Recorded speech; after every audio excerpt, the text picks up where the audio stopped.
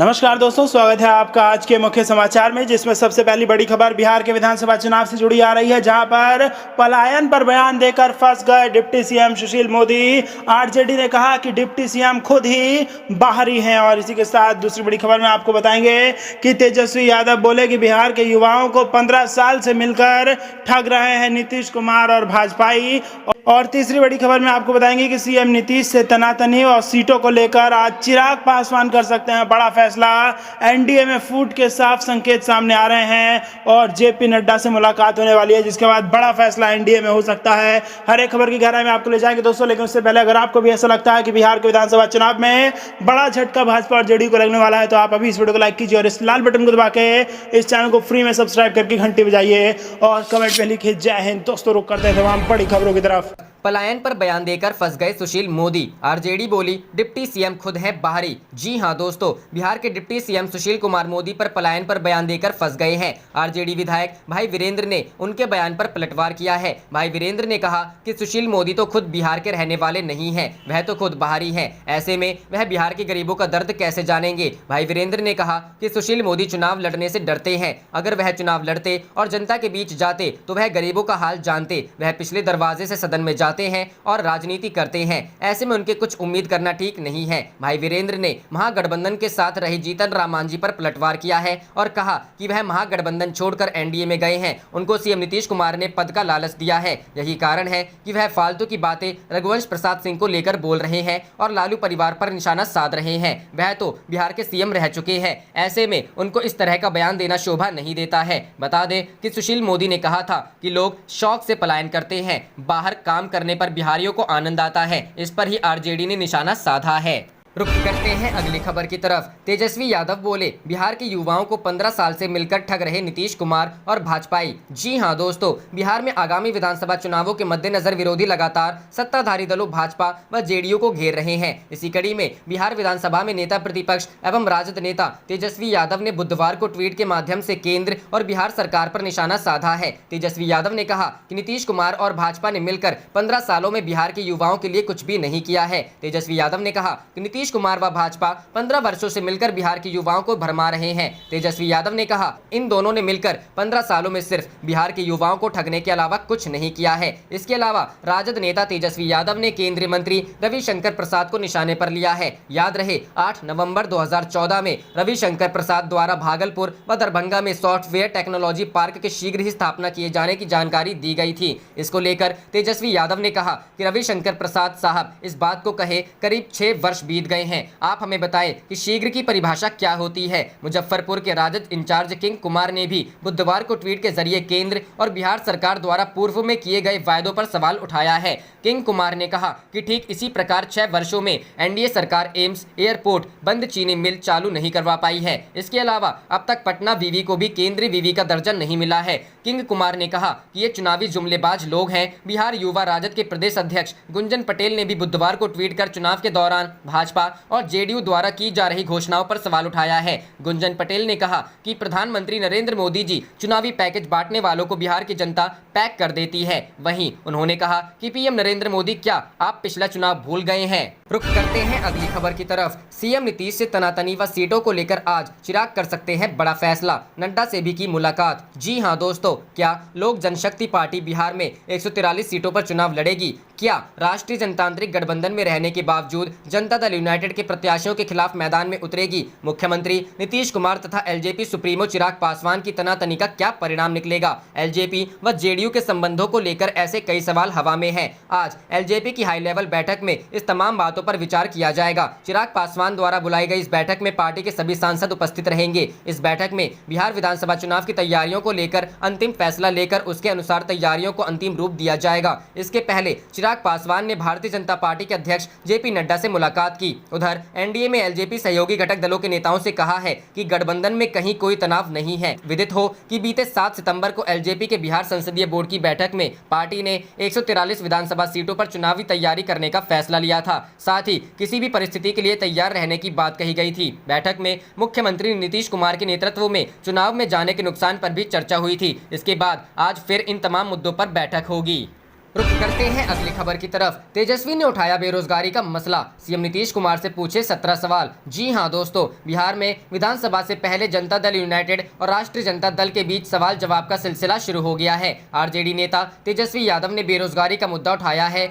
तेजस्वी ने कहा कि अगर आप जवाब नहीं देते हैं तो चुनाव में युवा करारा जवाब देंगे। तेजस्वी यादव ने कहा कि नीतीश कुमार बेरोजगारी के मुद्दे पर मुंह ना छिपाएं, बिहार के 7 करोड़ युवाओं के सीने में धधक रहे इन ज्वलंत सवालों का जवाब दे। अगर जवाब नहीं देते हैं तो इस चुनाव में युवा करारा जवाब देंगे। हम बेरोजगारी, पलायन और उद्योग धंधों से संबंधित निम्नलिखित सवाल बिहार सरकार से पूछना चाहते हैं। पहला, देश में सबसे अधिक बेरोजगारी बिहार में क्यों है? 15 वर्षों की एनडीए सरकार बताए कि बिहार में आईटी कंपनियां क्यों नहीं बुलाई गई, क्यों नहीं आई और क्यों नहीं आ सकती? बिहार में आईटी पार्क और SEZs क्यों नहीं बन सकते? दूसरा, बिहार में केला, मकई, मखाना, चावल, गन्ना, आलू, लीची, आम इत्यादि अनेकों विश्व प्रसिद्ध अनाज, फल, सब्जियों का इतना उत्पादन होता है तो फिर इन सभी से संबंधित खाद्य प्रसंस्करण उद्योग 15 वर्षों में क्यों नहीं लगाए गए और क्यों नहीं लग सकते? 15 वर्षों की सरकार जवाब दे। तीसरा, बिहार दूसरे प्रदेशों जैसे आंध्र प्रदेश से मछली खरीदता है। 15 वर्षों की सरकार बताएं कि हम बिहार तमाम मछली उत्पादन संबंधित संसाधन होने के बावजूद यहाँ ऐसी व्यवस्था क्यों नहीं कर सकते? बिहार में मछली उत्पादन को बढ़ावा देकर यहाँ जिलावार मछली बाजार लगाकर मछुआरों की आमदनी और उत्पादन क्यों नहीं बढ़ा सकते? चौथा, 15 वर्षों की नीतीश सरकार बताए बिहार में इंडस्ट्री स्पेसिफिक क्लस्टर क्यों नहीं लगाए जा सकते? पांचवा, 15 वर्षों की सरकार बताए बिहार में डेयरी प्रोडक्ट्स यानी दुग्ध उत्पादन संबंधित बड़े उद्योग क्यों नहीं लगाए जा सकते? बिहार का दूध, घी, मक्खन, चीज, पनीर, खोया इत्यादि दूसरे प्रदेशों और देशों में क्यों नहीं भेजा जा सकता? छठा, 15 वर्षों की सरकार बताए उन्होंने बुनकर उद्योग, लघु उद्योग और हथकरघा उद्योग के लिए क्या किया? बड़े पैमाने पर इन उद्योगों को बढ़ावा क्यों नहीं दिया जा रहा? सातवां, 15 वर्षों की सरकार बताए उन्होंने बिहार को अब तक पर्यटन केंद्र के रूप में विकसित क्यों नहीं किया? आठवां, सरकार विभिन्न विभागों से लंबित 4.5 लाख से अधिक रिक्तियों पर नियुक्तियां क्यों नहीं करती? नौवां, 15 वर्षों की सरकार नियुक्ति भर्ती परीक्षा और प्रक्रिया को पारदर्शी तथा नियमित क्यों नहीं करती? 10वां, सरकार बिहार के स्थायी निवासियों के लिए 90% नौकरी आरक्षित करने का प्रावधान करने वाली हमारी डोमिसाइल नीति की मांग स्वीकार क्यों नहीं करती? 11वां, 15 वर्षों की सरकार बताएं कि आपने 15 वर्षों में बिहार में कुल कितनी नौकरियां प्रदान की? 12वां, 15 वर्षों में हुई कुल नियुक्तियों का जिलावार और वर्गवार आंकड़ा प्रस्तुत करें। 13वां, 15 वर्षों में बिहार से कुल कितना पलायन हुआ? बिहार में अप्रत्याशित दर से पलायन क्यों बढ़ रहा है? 14वां, 15 वर्षों में बिहार में कुल कितने उद्योग धंधे और कल कारखाने लगे? 15वां, 15 वर्षों में पहले से चालू कितनी चीनी मिल, जूट मिल, पेपर मिल एवं दूसरे उद्योग और कारखाने बंद हुए और उससे बिहार को कुल कितने राजस्व व रोजगार के अवसरों की हानि हुई? 16वां, 15 वर्षों में बिहार का कुल कितने लाख करोड़ शिक्षा और चिकित्सा के नाम पर दूसरे प्रदेशों में गया? और 17वां, बिहार के मानव संसाधन का कुल कितने प्रतिशत बिहार में और दूसरे प्रदेशों में कार्यरत है? रुक करते हैं अगली खबर की तरफ। राहुल गांधी ने पीएम केयर्स को बताया आपदा में अवसर, कहा ख्याली पुलाव था कोरोना को 21 दिन में हराना। जी हां दोस्तों, भारत को 2020 की शुरुआत से लेकर अब तक कई मोर्चों पर मुश्किलों का सामना करना पड़ा है। कोरोना वायरस से लेकर गिरती अर्थव्यवस्था और भारत चीन के मुद्दे पर विपक्ष लगातार केंद्र सरकार पर हमलावर रुख अख्तियार किए हुए हैं। इस बीच कांग्रेस के नेता राहुल गांधी ने भी मोदी सरकार पर निशाना साधा। उन्होंने कहा कि कोरोना काल में भाजपा ने एक से एक ख्याली पुलाव पकाए। इसमें उन्होंने लॉकडाउन से लेकर आत्मनिर्भर भारत पैकेज और LAC विवाद के मुद्दे तक को उठा दिया। राहुल ने अपने ट्वीट में कहा, कोरोना काल में भाजपा ने एक से एक ख्याली पुलाव पकाए, 21 दिन में कोरोना को हराएंगे। आरोग्य सेतु ऐप सुरक्षा करेगा, 20 लाख करोड़ का पैकेज, आत्मनिर्भर बनो, सीमा में कोई नहीं घुसा, स्थिति संभली हुई है। राहुल ने ट्वीट के अंत में पीएम केयर्स फंड को निशाने पर लेते हुए कहा, लेकिन एक सच भी था, आपदा में अवसर। बता दें कि राहुल अब तक संसद सत्र में शामिल नहीं हुए हैं। वे अपनी मां और कांग्रेस अध्यक्ष सोनिया गांधी का चेकअप कराने के लिए अमेरिका गए हैं। ऐसे में माना जा रहा है कि वे आधे सत्र में शामिल नहीं होंगे। हालांकि इसके बावजूद वे ट्विटर के जरिए भाजपा नीति केंद्र सरकार पर निशाना साध रहे हैं। एक दिन पहले ही उन्होंने चीन मुद्दे को लेकर रक्षा मंत्री पर देश को गुमराह करने का आरोप लगाया था। अपने ट्वीट में उन्होंने कहा था, रक्षा मंत्री के बयान से साफ है कि मोदी जी ने देश को चीनी अतिक्रमण पर गुमराह किया। हमारा देश हमेशा से भारतीय सेना के साथ खड़ा था, है और रहेगा। लेकिन मोदी जी, आप कब चीन के खिलाफ खड़े होंगे? चीन से हमारे देश की जमीन कब वापस लेंगे? चीन का नाम लेने से डरो मत। रुख करते हैं अगली खबर की तरफ। राजनाथ सिंह के बयान पर कांग्रेस आक्रामक। राहुल गांधी बोले देश सेना के साथ, लेकिन चीन के खिलाफ कब खड़े होंगे पीएम मोदी। जी हां दोस्तों, रक्षा मंत्री राजनाथ सिंह ने मंगलवार को लोकसभा में चीन पर जमकर हमला बोला। हालांकि सीमा पर चीन के साथ जारी विवाद को लेकर राजनाथ के बयान के बाद कांग्रेस अध्यक्ष राहुल गांधी ने भी बड़ा बयान देते हुए पीएम मोदी के दावे पर सवाल उठाए। उन्होंने कहा कि चीन की ओर से किए गए अतिक्रमण को लेकर पीएम मोदी ने देश को गुमराह किया। यह रक्षा मंत्री के बयान से साफ हो गया है। राहुल ने ट्वीट कर कहा, रक्षा मंत्री के बयान से साफ है कि मोदी जी ने देश को चीनी अतिक्रमण पर गुमराह किया। हमारा देश हमेशा से भारतीय सेना के साथ खड़ा था, है और रहेगा। उन्होंने पीएम मोदी से सवाल किए कि आप कब चीन के खिलाफ खड़े होंगे और चीन से हमारे देश की जमीन कब वापस लेंगे, चीन को कब दिखाएंगे लाल आंख। सुरजेवाला। दूसरी ओर कांग्रेस के प्रवक्ता रणदीप सिंह सुरजेवाला ने भी ट्वीट पर पीएम मोदी। उन्होंने ट्वीट किया, राजनाथ जी, देश सेना के साथ एकजुट है, पर यह बताएं कि चीन ने हमारी सरजमी पर कब्जे का दुस्साहस कैसे किया। मोदी जी ने चीन द्वारा हमारे क्षेत्र में घुसपैठ न करने के बारे में गुमराह क्यों किया। रणदीप ने राजनाथ सिंह से सवाल पूछा कि चीन को हमारी सरजमी से वापस कब खदेड़ेंगे। उन्होंने पूछा कि चीन को लाल आंख कब दिखाएंगे। कांग्रेस ने किया वॉकआउट। इससे पहले संसद के मानसून सत्र के दूसरे दिन कांग्रेस ने भारत और चीन के बीच सीमा विवाद पर चर्चा की मांग करते हुए सदन से वॉकआउट कर दिया। बताया गया कि कांग्रेस सांसद रक्षा मंत्री राजनाथ सिंह से सवाल करना चाहते थे। स्पीकर से अनुमति नहीं मिलने के बाद कांग्रेस सांसदों ने सदन से वॉकआउट कर दिया। पार्टी के नेताओं का कहना है कि सदन की परंपरा के अनुसार प्रमुख मुद्दों पर बहस की जानी चाहिए, लेकिन सरकार उनके सवालों से डरी हुई है। सरकार नहीं चाहती है कि हम बोले। अधीर रंजन। कांग्रेस नेता अधीर रंजन चौधरी ने वॉकआउट को लेकर कहा कि हमारी मांग केवल यह थी कि देश भी हमारा है। यह देश केवल राजनाथ सिंह जी का नहीं है, यह देश हम सभी का है। हम अपने दिल की बात, मन की बात रखना चाहते थे। हम देश के सैनिकों को सम्मान देने का मौका नहीं गंवाना चाहते थे, लेकिन सरकार नहीं चाहती कि हमारे मुंह से आवाज निकले। रुख करते हैं अगली खबर की तरफ। रक्षा मंत्री के बयान पर ओवैसी ने उठाए सवाल। बोले, राष्ट्रीय सुरक्षा के नाम पर हो रहा घिनौना मजाक। जी हां दोस्तों, भारत चीन सीमा विवाद पर संसद में दिए गए रक्षा मंत्री राजनाथ सिंह के बयान को एआईएमआईएम चीफ असदुद्दीन ओवैसी ने घिनौना मजाक करार दिया है। ओवैसी ने ट्वीट कर कहा, मैंने ऐसा बयान नहीं देखा है जो इतना कमजोर और अपर्याप्त हो। यह राष्ट्रीय सुरक्षा के नाम पर एक घिनौना मजाक है। रक्षा मंत्री के बयान पर मुझे संसद में बोलने की अनुमति नहीं थी। अगर इजाजत मिलती तो पूछता कि रक्षा मंत्री क्यों नहीं कहते कि चीन ने हमारी 1000 वर्ग किलोमीटर जमीन पर अवैध कब्जा कर लिया है। इस अवैध कब्जे के लिए जिम्मेदार कौन है। ओवैसी ने ट्विटर के जरिए सरकार से सिलसिलेवार कई सवाल किए। उन्होंने कहा, सरकार हमारे बंदी सैनिकों के बारे में सच क्यों नहीं बता रही है। आपने संसद को यह क्यों नहीं बताया कि आपने चीन से यथास्थिति अप्रैल 2020 से पहले के मुताबिक बरकरार रखने की मांग की है। क्या आपने मांग की है कि वर्तमान स्थिति को यथास्थिति माना जाए। ओवैसी ने आगे लिखा, आप दोनों पक्षों के सैन्य अधिकारियों के बीच हो रही बातचीत के बारे में बात कर रहे हैं।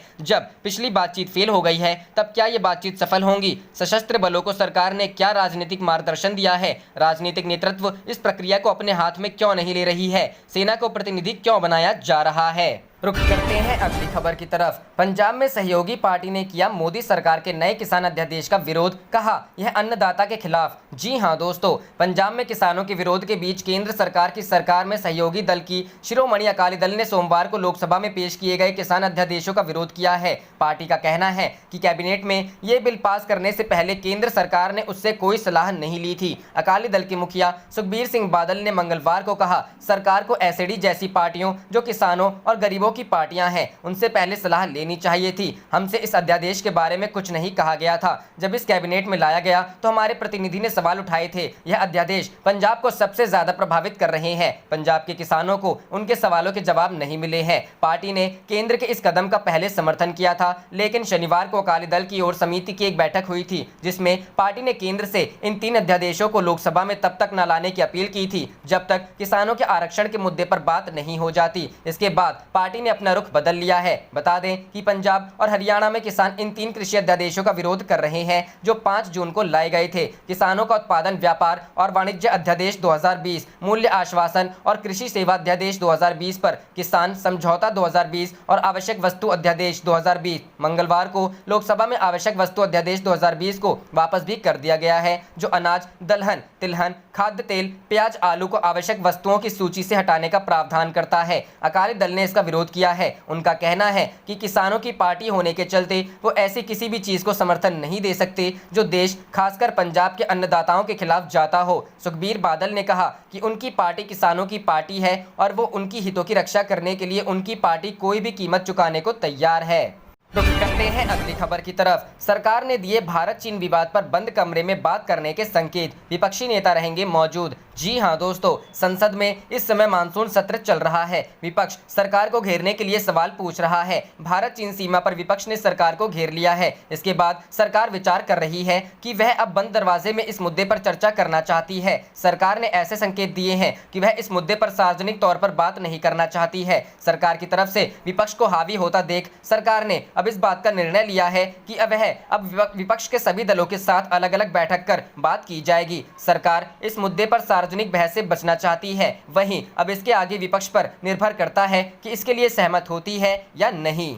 रुक करते हैं अगली खबर की तरफ। अधीर रंजन ने रिया चक्रवर्ती को बताया निर्दोष, बोले बिहार चुनाव की वजह से बनाया जा रहा है बलि का बकरा। जी हां दोस्तों, सुशांत सिंह राजपूत केस में आए ड्रग्स मामले में गिरफ्तार रिया चक्रवर्ती 22 सितंबर तक जेल में बंद हैं। इसे लेकर बिहार में राजनीति शुरू हो चुकी है। हाल ही में पश्चिम बंगाल कांग्रेस की कमान संभालने वाले अधीर रंजन चौधरी का कहना है कि रिया निर्दोष है। रिया को ड्रग्स मामले में फंसाया जा रहा है। रिया को बिहार चुनाव की वजह से बलि का बकरा बनाया जा रहा है। अधीर रंजन चौधरी ने कहा, जांच जरूर होना चाहिए लेकिन बेगुनाह को गुनाहगार नहीं बताना चाहिए। सुशांत हम सबके प्यारे हैं, वह सिर्फ बिहार के नहीं है बल्कि पूरे देश के हैं, लेकिन इसके लिए रिया चक्रवर्ती को जिम्मेदार ठहराना सही नहीं होगा। अगर सुशांत की हत्या हुई है तो उसे किसी भी हालत में ढूंढ निकाला जाना चाहिए। उन्होंने कहा कि रिया चक्रवर्ती को जिम्मेदार ठहराना गलत है। अधीर रंजन ने कहा, एक बात सीबीआई कहती है कि रिया ने सुशांत को सुसाइड करने में उकसाया, दूसरी बात आती है कि इन्होंने काफी पैसा लूटा है, तीसरी बात वह कहते हैं कि रिया नारकोटिक्स के मामले में शामिल है, उनके घर से कुछ ग्राम ड्रग्स भी बरामद हुई है। अब ये बताइए कि कौन सी बात सही है? अब ये बताइए कि ये ड्रग्स की करती थी, हत्या की है या पैसा लूटा है? सही जानकारी किसी के पास नहीं। समुद्र मंथन करके गांजा निकाला, ये कोई जांच का मकसद नहीं होना चाहिए। बता दें कि इससे पहले अपने ट्वीट में उन्होंने रिया चक्रवर्ती की मीडिया ट्रायल की निंदा की थी। उन्होंने लिखा था, रिया के पिता एक पूर्व सैन्य अधिकारी हैं, देश की सेवा की है। रिया एक बंगाली ब्राह्मण महिला है। सुशांत राजपूत के लिए न्याय को एक बिहारी के लिए न्याय के तौर पर पेश नहीं करना चाहिए। रिया के पिता भी अपनी बच्ची के लिए न्याय मांगने के हकदार हैं। मीडिया ट्रायल हमारी न्यायिक व्यवस्था के लिए अशुभ है। सभी के लिए न्याय हमारे संविधान की बुनियादी सार है।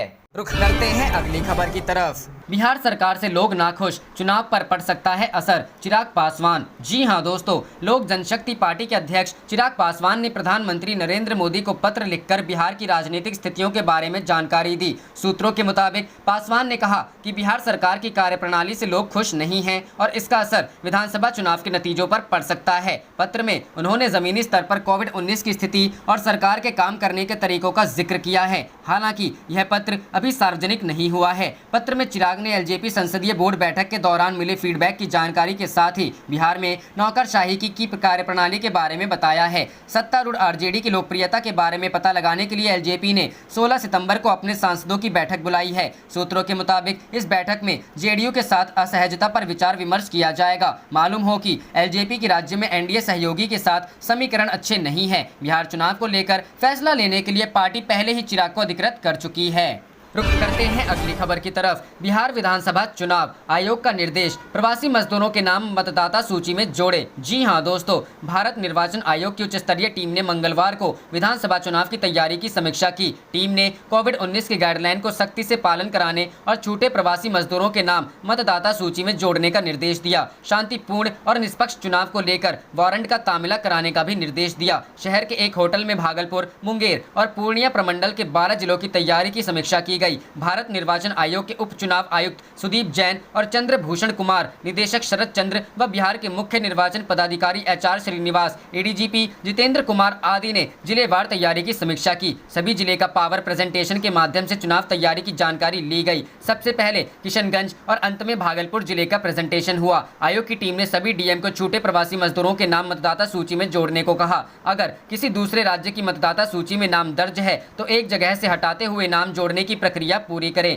बैठक में भागलपुर, बांका, मुंगेर, जमुई, लखीसराय, शेखपुरा, खगड़िया, बेगूसराय, पूर्णिया, किशनगंज, अररिया और कटिहार जिले की समीक्षा हुई। लखीसराय को छोड़ क्षेत्र के आईजी, आयुक्त, डीआईजी, सभी जिले के डीएम और एसपी बैठक में शामिल हुए। लिंगानुपात बढ़ाने को चलाए अभियान। कई जिले में आबादी के अनुसार पुरुषों की तुलना में महिला मतदाताओं का अनुपात कम पाया गया। आयोग ने लिंगानुपात बढ़ाने के लिए अधिक से अधिक महिलाओं के नाम मतदाता सूची में जोड़ने के लिए अभियान चलाने का निर्देश दिया। कहा कि मतदाता सूची में सभी योग्य लोगों का नाम दर्ज होना चाहिए। आयोग ने कहा कि सभी मतदान केंद्रों पर पीने का पानी, बिजली, रैंप और शौचालय की व्यवस्था होनी चाहिए। मतदान केंद्रों का भौतिक सत्यापन कराते हुए सभी सुविधाएं तत्काल उपलब्ध कराने का निर्देश दिया गया। शराब के विरुद्ध अभियान चलाकर कार्रवाई करने को कहा गया। विधि व्यवस्था बनाए रखने के लिए सभी तरह की तैयारी करने का निर्देश दिया गया। पिछले चुनाव के मतदान प्रतिशत की समीक्षा की गई। मतदान का प्रतिशत बढ़ाने के लिए जागरूकता अभियान चलाने पर जोर दिया गया।